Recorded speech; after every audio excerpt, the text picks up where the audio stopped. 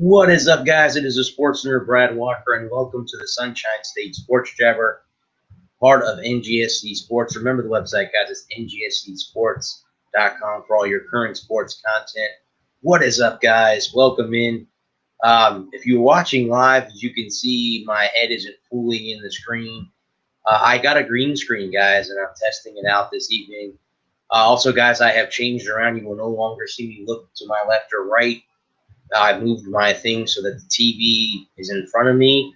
My notes are now to this way instead of being over here. I got some new speakers over the weekend. I'm trying to figure out how I'm going to use my microphone.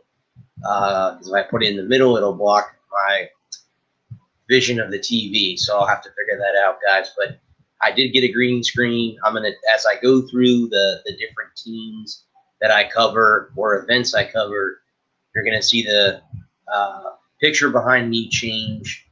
As you can see, this is the show logo that's behind me right now. So it's pretty cool.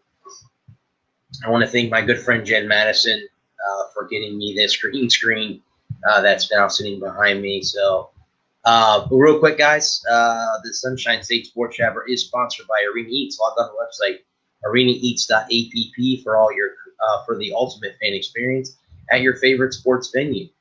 Arena Eats mobile app, pre-order, express pickup, and in-seat delivery. How do you place your order? All right, guys. Hopefully everyone out there is staying safe and everything that's going on. Real quick, guys, as I am now going to go ahead and do the first change here for you guys. And we'll go ahead and do that. I'll chop out of here real quick. Guys, behind me is what is known as the St. Petersburg Grand Prix. Usually happens in St. Petersburg, Florida. It has been changed again. The event normally happens in early March. It's been pushed back 7 weeks in hoping that they can get larger crowds with the coronavirus. Also, guys, too, if you hear me, I have mucus congestion. Nothing COVID related, guys, or anything like that. I just have mucus and allergies are bothering me, so if I do sound a little weird. Usually, the 3-day event, originally scheduled in March, will now run April 23rd through the 25th. Guys, I work within, I would say, no more than a half a mile, 2 miles away from a part of the track that they race on in St. Petersburg, Florida. So that's pretty damn cool. But the event will be moved back in hopes that they can draw more crowds. Hopefully by then there'll be more vaccines given out. The numbers will be back down and stuff like that. That's what they are hoping for. They are hoping that that will give them an opportunity. It's been held annually, guys, since 2005. So this is the 16th year that this event is being held. So that is pretty cool. Attendance is limited to about 20,000 per day at the last race. That's a big drop from 140,000 people into the 3 days in 2019. So before the pandemic, they lost, guys, 120,000 people between then and there. So again, usually it's between March 11th and the 13th. In 2022, it will be between March 11th and March 13th. And in 2023, it's March 10th through the 12th. They're hoping by then, guys, that they're going to be able to be allowed people get those crowd numbers back up. I will say this, when they're practicing, you can definitely hear them in downtown St. Pete. That's a definite. I know, guys, that there's probably not a lot of people on here with the national championship game going on right now. Even though there are no Florida teams in it, Alabama is winning 7-0 over Ohio State in the first quarter. So that is my news, guys, on, again, I cover any kind of events that happen in the state of Florida. Well, this is one of them.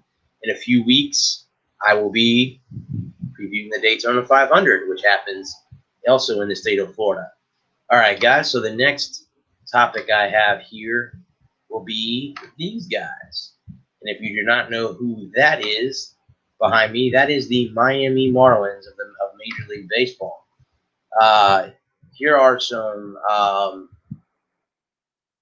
free agents that will probably welcome back to another edition of DFA Danger, where we identify specific Marlin players on the point refs that could soon be in jeopardy. So these guys are players that they've chosen that could be in jeopardy of not being with the Marlins next year. The Marlins are linked to free agents Adam Duvall and Yasiel Puig by Craig Mish and Mark Finley, respectively. This comes on the heels of John Heyman's report that they're shopping for corner outfielders. So here is one of them. Jeff Bringman remains at the top of the list. He is one of them that could be. He's a relief pitcher. Martinez Sierra is another one. Lewis Bryson is another one. So these are three players that they have picked out, guys, that could easily be in jeopardy of missing out. Could be gone as of that.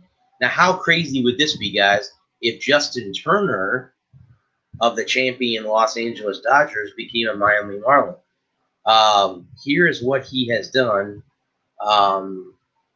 He was a below-average hitter with the Mets, but now he has turned his career around in Los Angeles. So now, here we are now, fast forward, and now he's the team's primarily third baseman there as well. But wouldn't it be interesting to see them go out and try to land somebody like a hang on a second, guys. I want to try something real quick.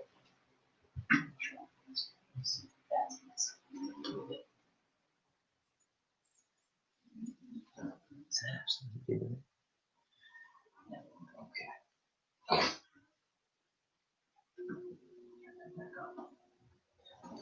Sorry, guys. I was trying to see if it was my fan that was causing the distortion, but I think it's my computer and stuff like that. So again, guys, how crazy would that be to see Justin Turner possibly become a Florida Marlin or Miami Marlin in the future?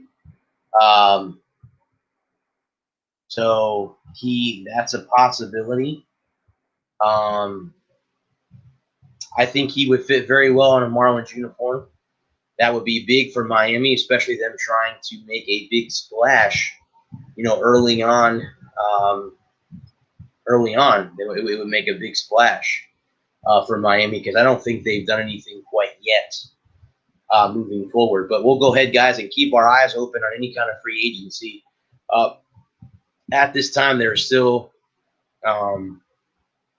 no announcement on when the season is set to start in Major League Baseball.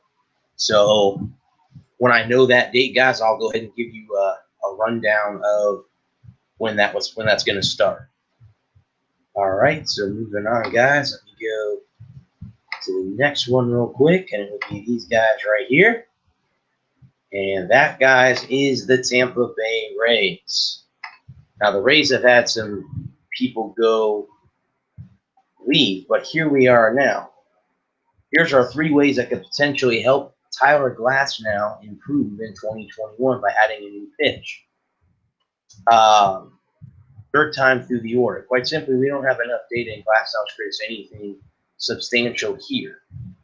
That being said, early returns actually show Glasnow is not having an issue a third time through the order like most pitchers do. But again, that is something that he could, or by adding a new pitch, that definitely would be able to confuse hitters more. ERA and FIP. In 2020, there were 13 pitchers out of 81 to throw 50 innings who failed to throw out at least 3 pitchers 10% of the time. Here they are. And it would be Lynn, Spencer Turnbull, Christian Habe, Tyler Glasnow, Brad Keller, Framber Valdez, Chris Paddock, Bradley Singer, Pablo Lopez, Garrett Richards, Sean Manaea, Patrick Coleman, and Dempson Lynette are all the ones that were listed down in that case. So that's interesting to see that. Now, guys, he has had issues with tipping his pitches.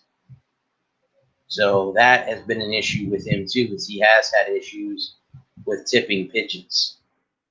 So that definitely is that. In conclusion,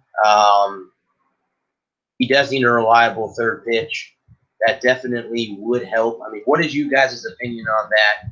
Again, they don't have Blake Snell anymore.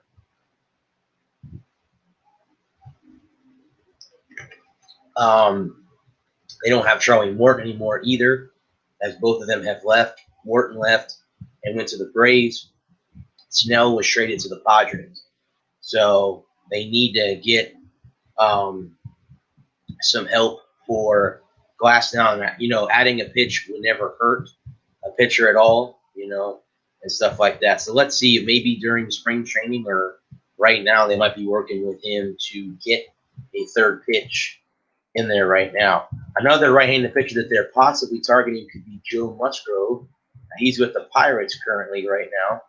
Musgrove, in 3 seasons, has thrown 325 and one-third innings with 4.23 RA, 3.69 FIP. He does not lack options on the mound. He throws 6 pitches and 5 of them at least 10% of the time. He throws 3 fastballs, and most pitches in his are from 92 to 96 miles an hour. His four-seam fastball is 92 to 94.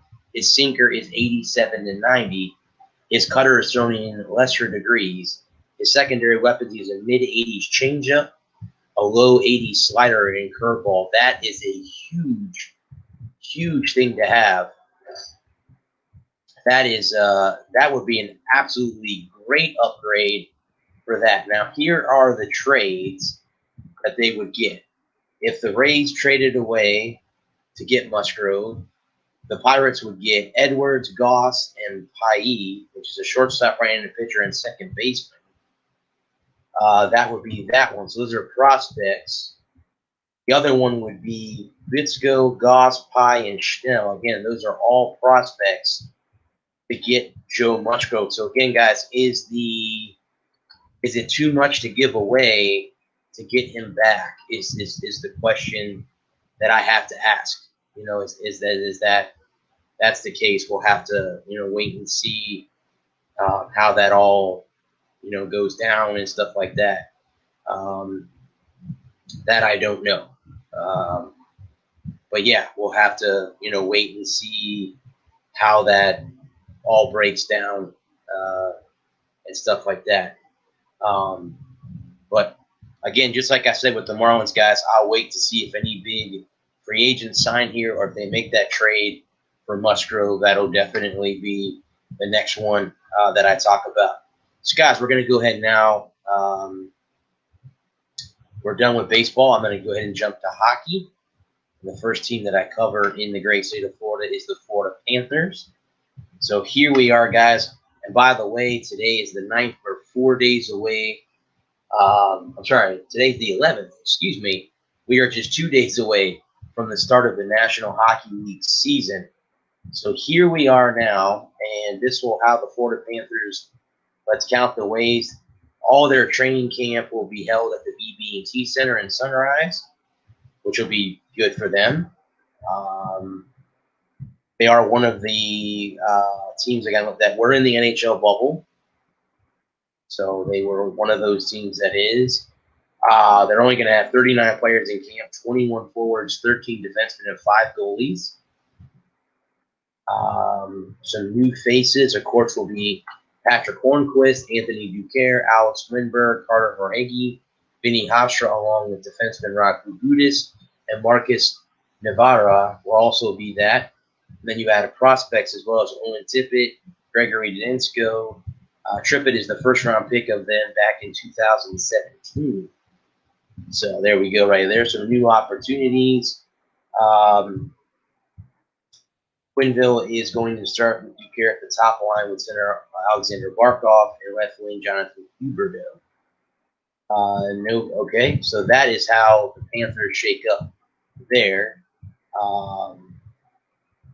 Here's their training camp roster. I'm going to go down the list, guys, of who they are. It's Brett Connolly, Jonathan Huberdeau, Vinny Holstra, Gregory Dzonko, Alexander Barkov, Sharon Nolan. Let me tell you guys real quick, if I'm pronouncing these names incorrectly, I do apologize.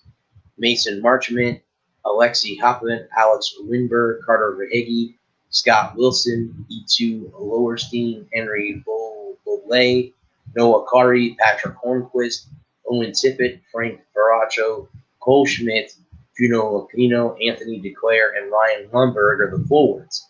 Defensemen are Keith Yandel, Aaron Ekblad, Anton Strawman, Raku Gudis, Chaz Parise, Brandy Keeper, Kevin Katoon, Mackenzie Weegar, Jonathan Ludwig, Jackie Massey, Riley Stillman, Marcus Nevada, and Max Gilden.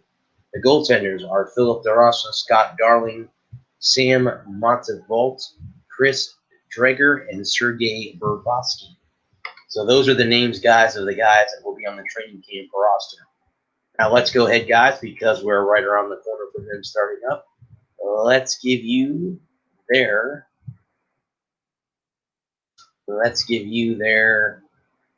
schedule. Against the Carolina Hurricanes, they will play them home on February 27th, March 1st, April 22nd, April 24th. They will play them on the road January 21st, January 23rd, April 6th, and April 8th.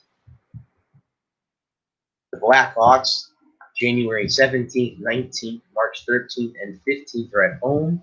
On the road, it will be the 23rd, 25th, 29th, and May 1st.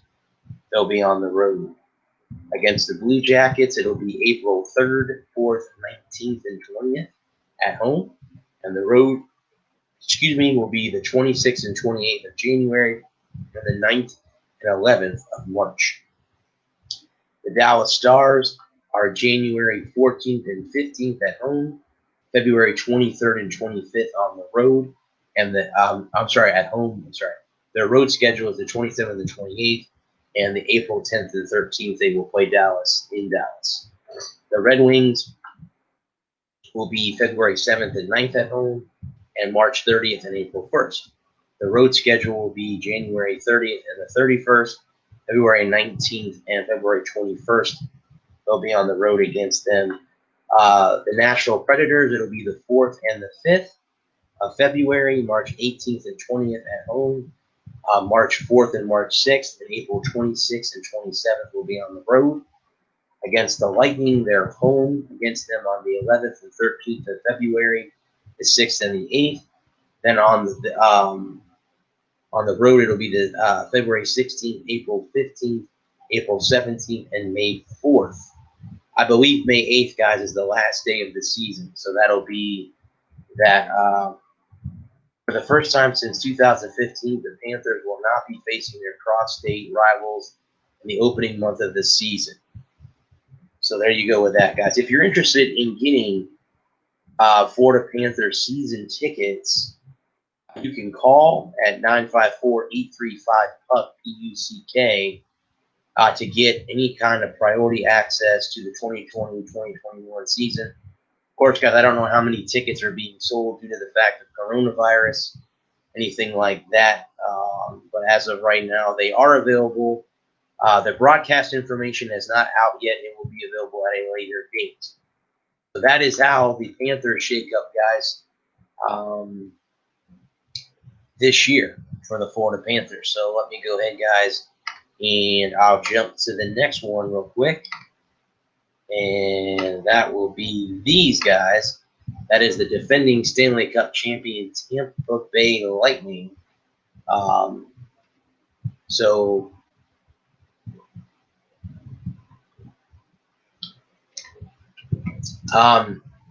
Nikita Kucherov guy's out, Steven Stamkos is going to start healthy as 2021 training camp begins.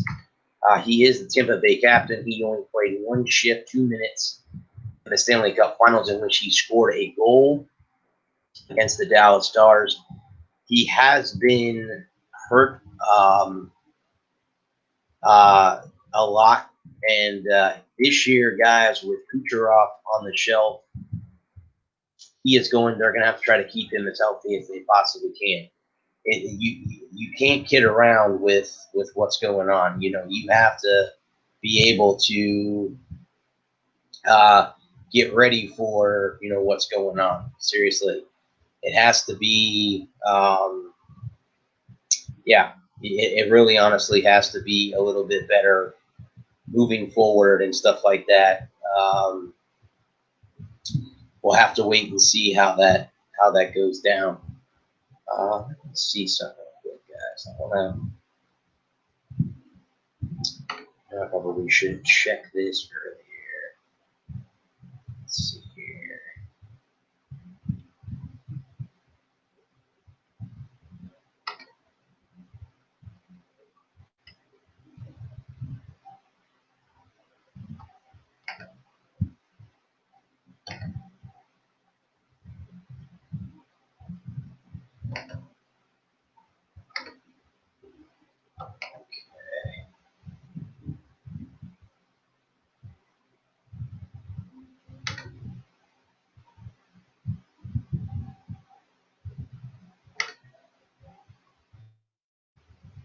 Okay. I'm just trying to see something, guys, real quick. I'm trying to get this to maybe there's some kind of graphics thing I have to do. All right, you know what? That's okay. I'll try to get that done a little bit later. Than that. Yeah, we'll try to get that done a little bit later. I'll mess with it uh, before that. Now here, guys, is the season schedule for the Tampa Bay Lightning this year in 2021. Um, we'll have to see.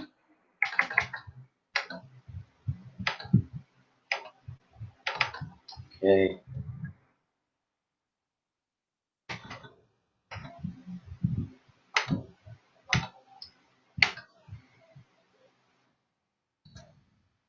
Understand what is going on here now.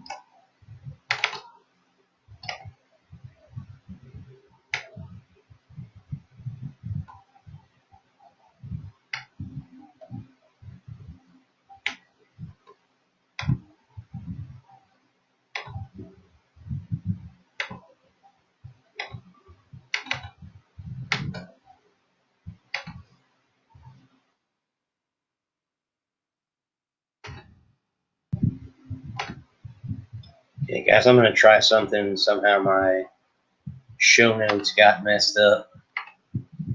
Hang on just a second, so I can bring them right back up. Just a second here. I'm going to try something here.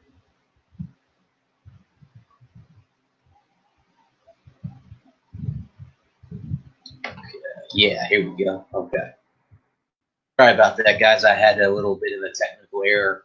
Like I said, if you guys are watching this and you can see that my head is not all the way in the screen here, I'm going to try to fool around with it and see if I can get that. I may, if you guys do not know, my laptop did crack.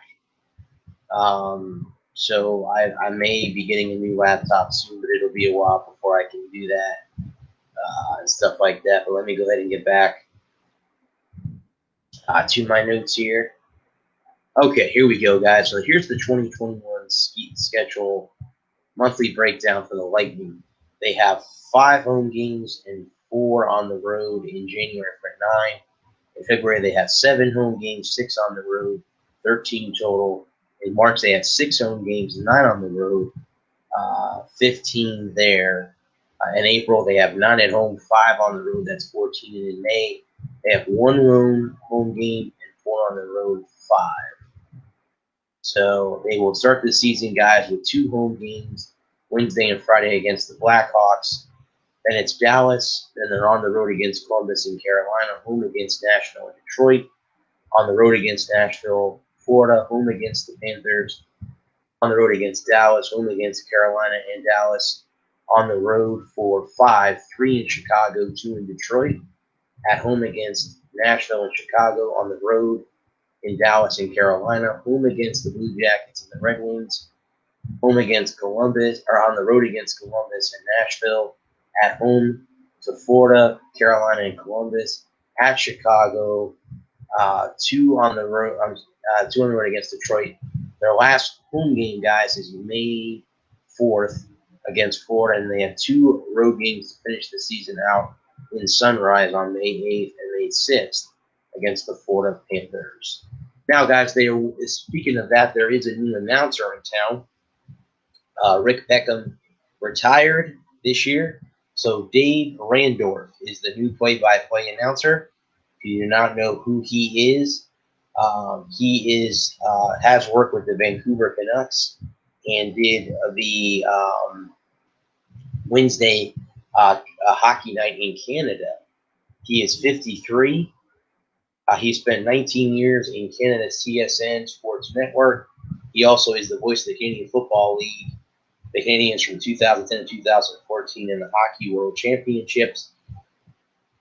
He has joined that. He will be joining and taking over for Rick Beckham, who left a big pair of shoes to Randorf did call the 2019 Western Conference Final between the Blues and Sharks.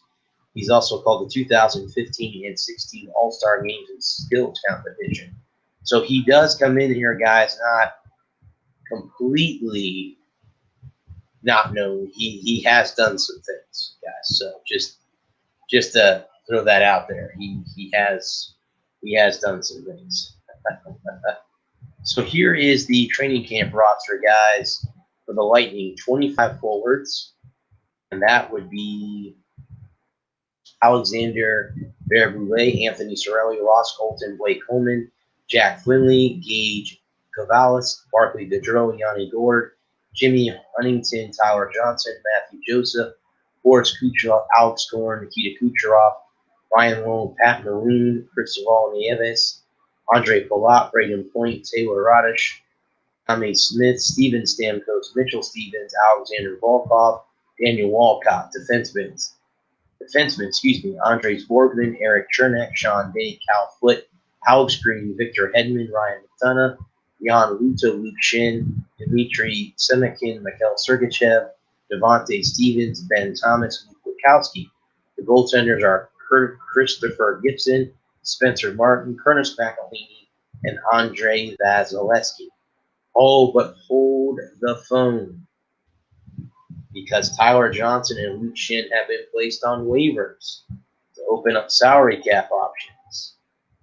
Spencer Martin, Daniel Walcott, and Luke Wachowski have all been placed on waivers to be assigned to the Syracuse Crunch if they clear waivers. Andres Borderman, Chris Gibson, Jamel Smith, and Ben Thomas have been placed on waivers and will be headed to the taxi squad if they clear waivers.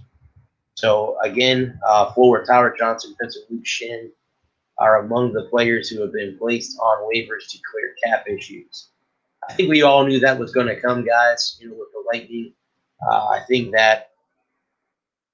we kind of knew that was going to happen with everything going on. So they have placed Tyler Johnson on waivers before. He cleared them and came back. So I don't know if second time's a charm, but that was announced today, what was going on. And also, guys, if you did not hear too, the Lightning will not be allowing fans in right now as the rising coronavirus cases in Hillsborough County, where Tampa is at, where the Lightning call their home, are going up. So they have allowed as of the start of the season, they are not going to allow fans, and they are going to stop allowing fans for the Raptors games as well until the foreseeable future. So we'll pray and hope the cases go back down to where they can go ahead and,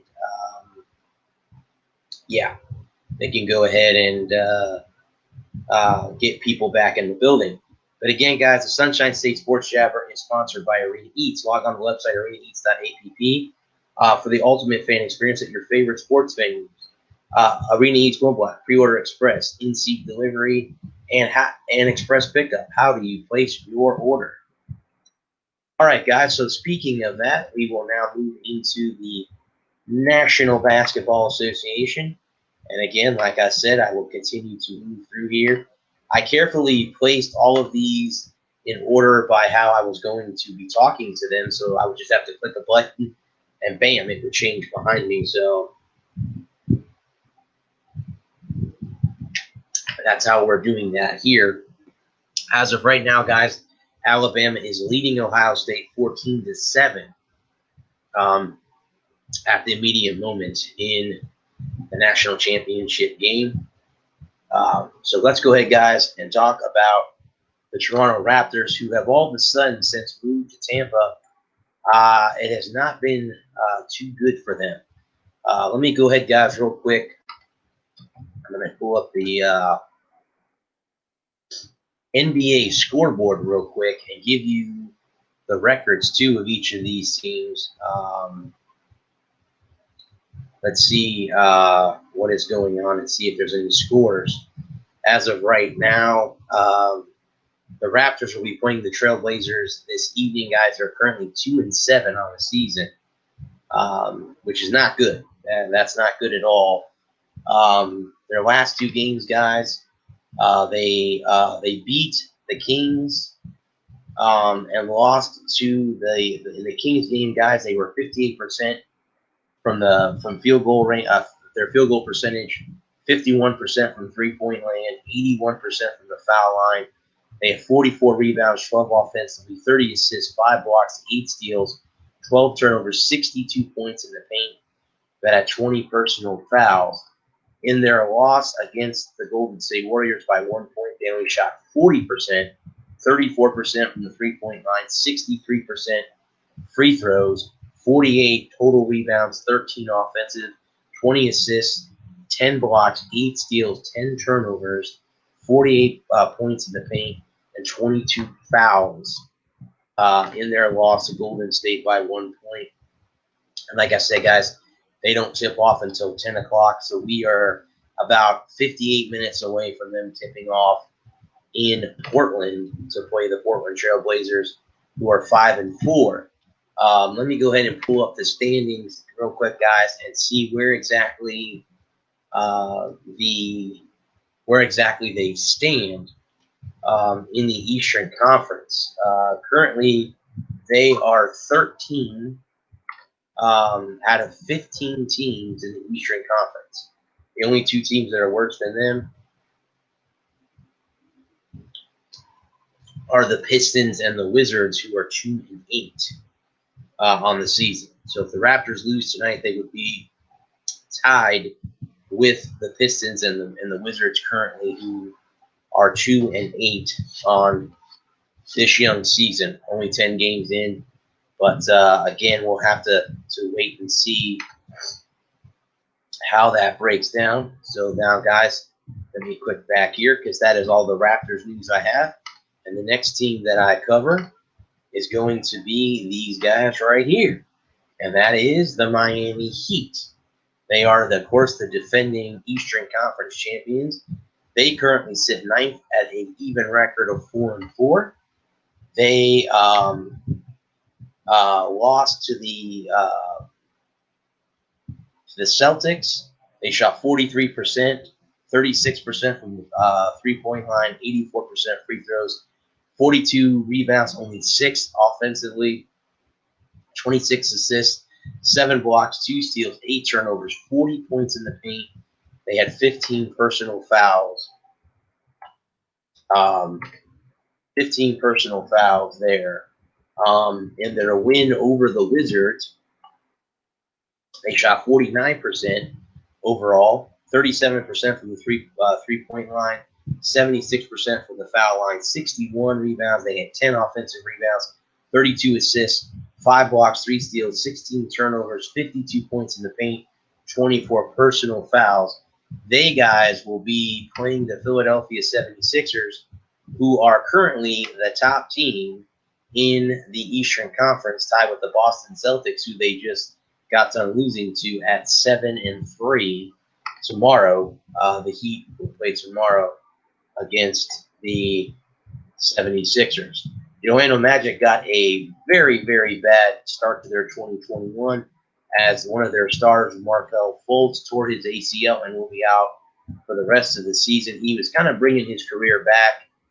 He didn't do very well in Philadelphia, and now he is back, kind of bringing his career back in Orlando, and he got hurt, so he now is out for the rest of the season. That is a big loss to the Magic. Orlando, guys, is 6-4 so far on this young season. They are currently playing. They are currently playing as of right now. Let me see. They are playing the Milwaukee Bucks tonight, and they trail 107-88 in the fourth quarter. Right now to the Bucks. The leading scorer for the Magic right now is Aaron Gordon with 21 points, 5 rebounds, 8 assists. In the Rockets game, they only shot 38%, 27% from the three-point line, 87% from the free throw line, 42 rebounds, 9 offensive, 17 assists, 2 blocks, 5 steals, 12 turnovers, 38 points in the paint, 13 fouls for the Magic against the Rockets. Against the Dallas Mavericks, they shot 42%, 19% from the three-point line, 72% from the free throw line, 43 rebounds, 10 of those were offensive, 17 assists, 2 blocks, 11 steals, 9 turnovers, 52 points in the paint, and 16 fouls. So as of right now, guys, they are trailing Milwaukee 110-88 with 5:22 left in the final quarter of that game. And you know what, guys? I forgot to change that over, so let me flip that over real quick before I get out of here. But yeah, that's the Magic, guys, so far. Again, we are still in a very, very young season, but losing Markel Fultz will only hurt the Magic. This is a young team, guys, that, again, played. Well, there's a turnover. Alabama just turned the football over deep in their own territory. But a young team that made it to the postseason last year, lost to the Bucks in the first round in 5 games. So, yeah, that is that. So we'll see how the rest of the year goes for the Orlando Magic. Now, guys, we'll jump ahead to the National Football League, and the first team that I like to talk about is the Jacksonville Jaguars. Now, with the Jaguars, Urban Meyer is assembling the staff in case he does take the Jacksonville Jaguar head coaching job. So I have to ask you guys this question for all my Jaguars fans out there. Is Urban Meyer the right guy for the job in Jacksonville? Doug Marrone got fired. You guys have the first overall pick in the draft. Most likely, you all know you're probably going to take Trevor Lawrence out of Clemson. So either that, or we're seeing you're starting your first pick here in Justin Fields from Ohio State. So we'll have to wait and see how that goes. There, who they pick. But we'll have to wait and see. So he has already discussed. He's getting a staff together in case he does. The Jaguars lost 15 consecutive games after beating the Indianapolis Colts, who made the playoffs. Made the playoffs this year. So again, they were 1-0 after Week 1, and then lost 15 straight games. Marrone was 25-44. He included a playoff in 4 seasons with the Jacksonville Jaguars. So again, if he is, why would you compile a list of assistant coaches if you weren't going to take the job? That seems kind of fishy to me. I don't know what you guys will say about that, but to me, that's kind of saying, yes, I have taken the job, and that's how it is. You know what I mean? Like, to me, it sounds like to me that that's what he's going to do, because why would you assemble a coaching staff if you weren't going to take the job? Here are 5 free agents the Jacksonville Jaguars should avoid during this offseason. Jason Verrett, cornerback. They should stay away from him. Avon Drake, the running back out of the Arizona Cardinals, stay away from him. They need the right backup for James Robinson. And Dare Ogunbowale would be a serviceable relief for Robinson. Jadeveon Clowney, defensive end, stay away from them. They need to bolster their defensive line. Cam Newton at the quarterback position. They cannot neglect the backup QB position, especially with a rookie.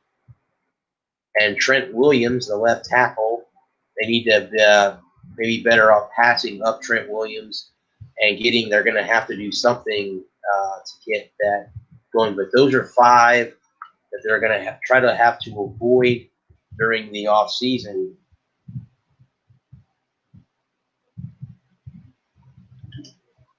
During the off season, because they're going to have to start the rebuild, and sometimes you may have to pass up on some free agents to be able to do that. The next team, guys, I cover are the Miami Dolphins. And still, guys, there's still belief in Tua Tagovailoa. The kid looked pretty damn good to me, guys, during his first season. He did. They, of course, lost to the Buffalo Bills, and with that, they lost their playoff chances at that point. They needed to win to stay in to go to the playoffs. Unfortunately, they did not. There have been Brian Flores, their head coach, says that they are very happy with Tua. But Greer said that Tua will be the starting quarterback in 2021. He failed to say whether he used the third overall pick on a quarterback. Remember, the Dolphins get the Houston Texans' third overall pick this year in the draft. Again, they have a lot of draft picks in this draft, like they did last year as well, and a lot of cap space to sign those draft picks. So, again, we'll have to wait and see if they draft another quarterback at number 3 or if they go get, again, there's been rumors floating around about one Deshaun Watson. And Watson being traded to Miami and Tua going to Houston. That is the would be that. That's the way it would go. It would be Deshaun Watson expressed his interest in waiving his no trade clause for the Dolphins. So I think the trade-off would probably be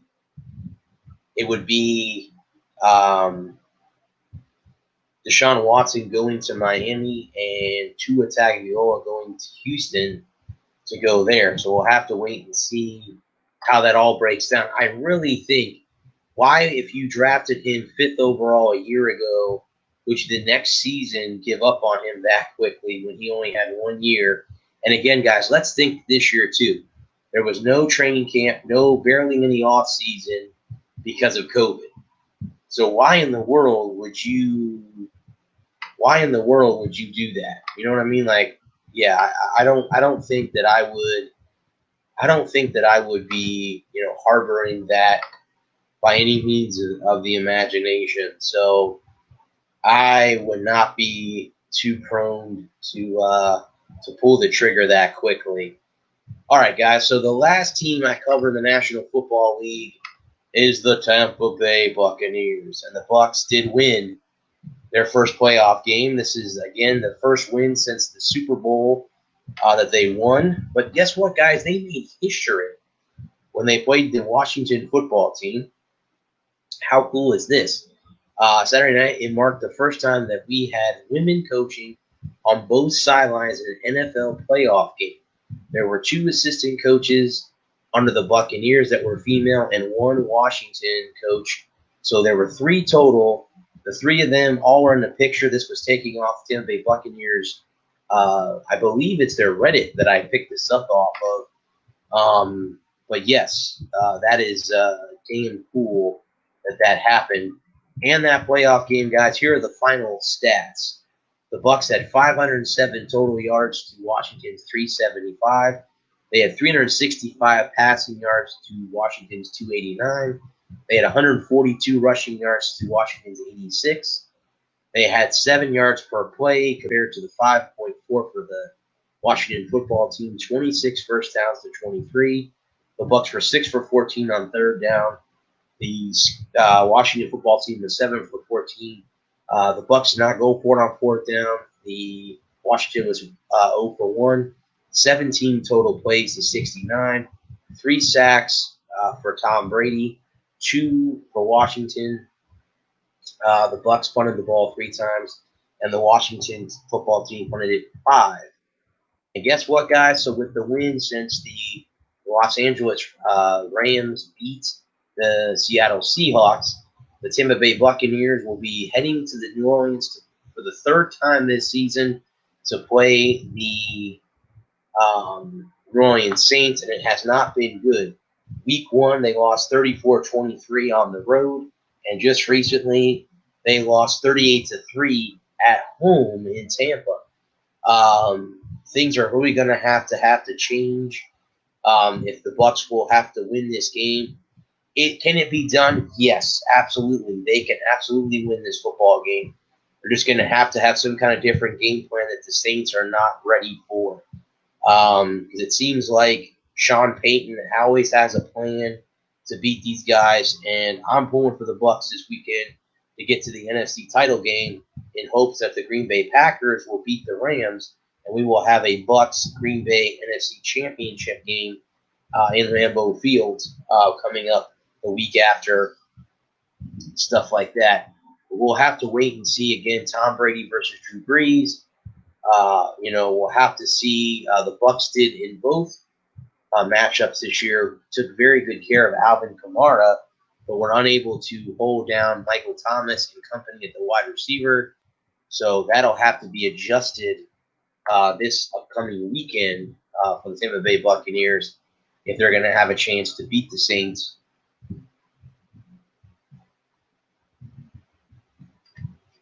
on Sunday. So we'll have to wait and see right now. So, guys, I'm going to go ahead now, and I'm about at the end of my show. So now I usually get into the college level. So I will start, guys, with the Miami Hurricanes. They're first.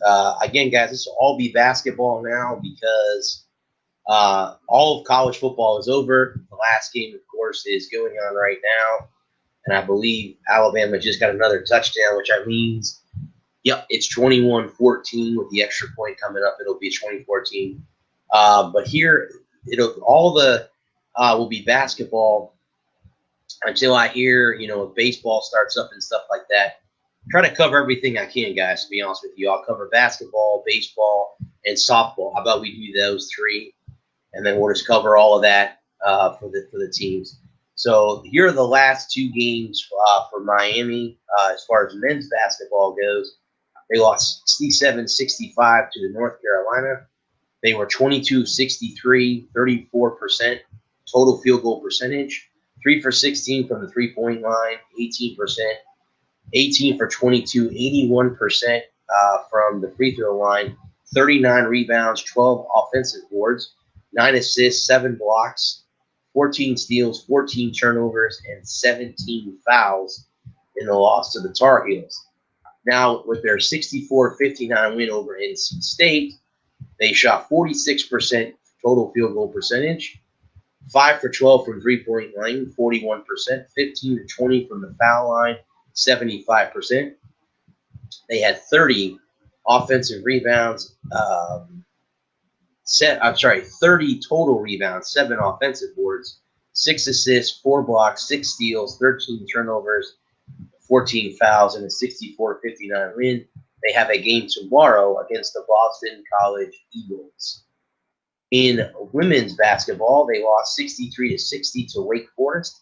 They shot 35% total field goal percentage, 22% from three-point line, 80% from the free throw line, 36 total rebounds, 14 offensive, 10 assists, 1 block, 7 steals, 7 turnovers, 13 fouls, and a 3-point loss. Against North Carolina in a 69-59 win, they were 45% field goal percentage, 41% from the three-point line, 47% from the foul line with 11 fouls. Their next game, guys, is Thursday against the girls from Tallahassee in Florida State. Now, speaking of the Florida State Seminoles, they are the next team, guys, that I cover on here. And I'll bring that up real quick. There we go. Now, their men's basketball team has dropped out of the polls because of COVID issues. Their last game, guys, was a 73-63 win over Virginia Tech. This was back a couple weeks ago. And they don't have any games. Actually, that was the women's, not the men's. Both teams are kind of up in flux right now in Tallahassee with COVID issues for both teams. So I don't have any updates or scores on either one of those guys because of the fact that they are right now going through COVID issues in Tallahassee. So the next team, guys, I cover is in Gainesville, and there's the Florida Gators. Their men's team lost 86-71 to Alabama.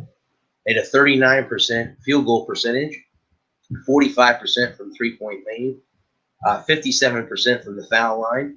They had 39 total rebounds, 15 offensive, 14 assists, 4 blocks, 9 steals, 14 turnovers, and 19 fouls in the loss to the Tide. They lost to Kentucky as well, 76-58. They were 37% field goal percentage, 45% from the three-point line, 53% from the free throw line.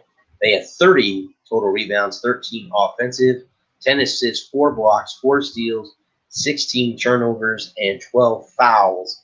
And they will be against the Ole Miss Rebels tomorrow to try to get back on a winning streak there after losing 2 games. The Lady Gators, their last 2 games, they lost 68-56 to Mississippi State, who, if you do not remember, a team that I'm going to talk about here in a few minutes, the USF Bulls, beat them. 36% total for the Lady Gators, 14% from the three-point line, 75% from the free throw line, 36 total rebounds, 11 offensive, 5 assists, 1 block, 7 steals, 16 turnovers, 9 fouls. Against the Georgia Bulldogs, 68-58 loss, 39%, 25% from the free throw line there, 6%. I'm sorry, 75% from the free throw line, 39 total rebounds, 12 offensive, 8 assists, 3 blocks, 4 steals, 17 turnovers, and 16 fouls.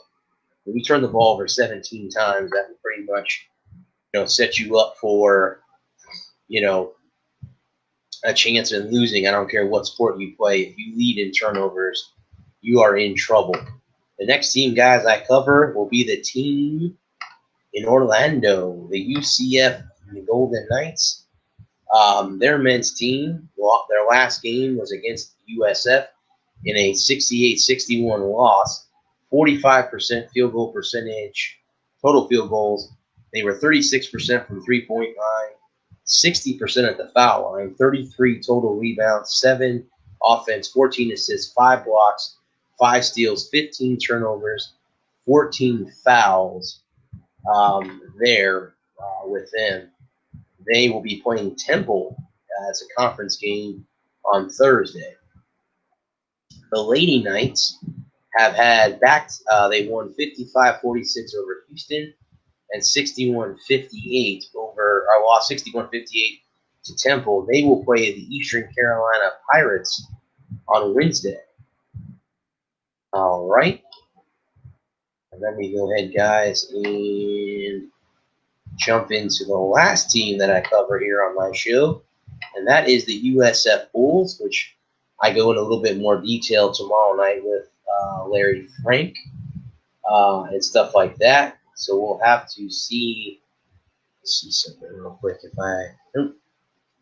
Okay, so Guys, like I said, I'm gonna fool around with the green screen. I'm trying to figure out why the top of my head is not in there right. It could be that my laptop camera is off too. I don't know. But anyway, guys, USF, um, they've won their last 2 games, beating Tulsa and Eastern Carolina. They play the number 11 Houston Cougars on Thursday this week coming up. And the Lady Bulls are back-to-back wins over Wichita State and Houston. By the way, they are in the top 20 in women's basketball. They will play Tulane on Wednesday coming up there as well. But guys, that basically, I know it seemed like the show went a lot faster this week than it did last week. I had Shane on, and I know I had Phil on last week where the show was 2 hours long. But you know what? Some shows are going to be shorter than others. There wasn't really a lot of stuff going on, and with Lightning and the Panthers starting, I'll be able to preview some games for you and give you some game intel next week, definitely on that. With the Bucks, obviously, I'll have a review of their Saints game for you the next week. I'll see if there's any big trades with the Rays or the Marlins, any kind of big basketball news or anything like that with the Bulls, Knights, Hurricanes, Knowles, and Gators. That definitely will be something that we definitely can look into next week.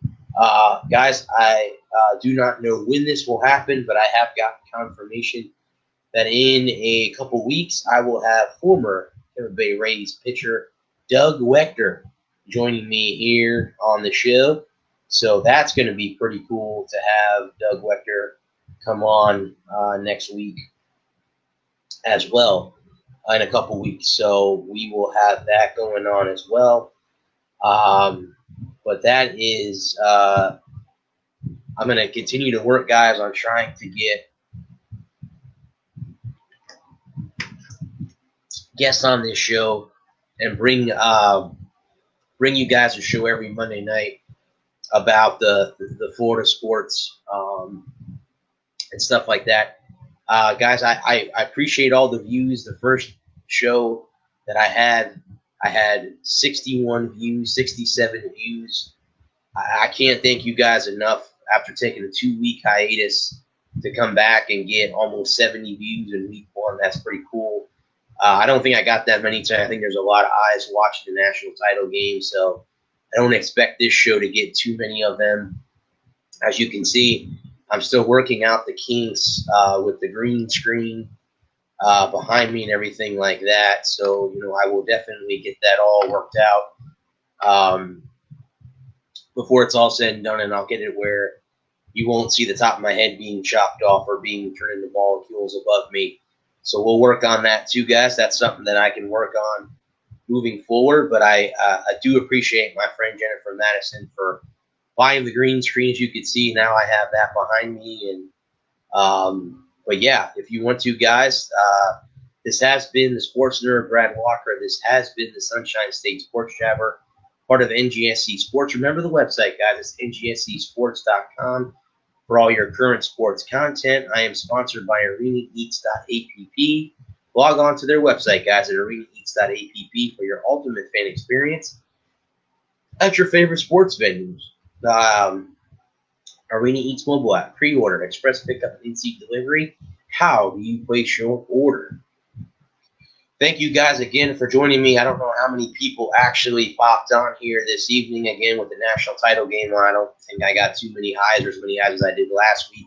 Maybe by sharing this tomorrow, I'll get a lot of people that wanted to see the green screen, so stuff like that. Guys, I'll be back the same time next week. I'll be on tomorrow night, guys, with the one Larry Frank tomorrow night, talking USF on Bullseye. And I will be back with my 2 co-hosts, Adam and Lewis, on the Walker Report. We have a special guest that I'm not going to tell you who it is until Thursday. We have a guest lined up on that show. I'm not going to reveal that until Thursday, so you'll have to wait and see who that is. But it's a pretty exciting guest. Thank you guys again for joining me. As I do before I always go, I want to thank the essential workers, the doctors, nurses, all the medical personnel, all the essential workers. Thank you for being the true heroes amongst the pandemic that we are still currently in. Thank you for doing what you do.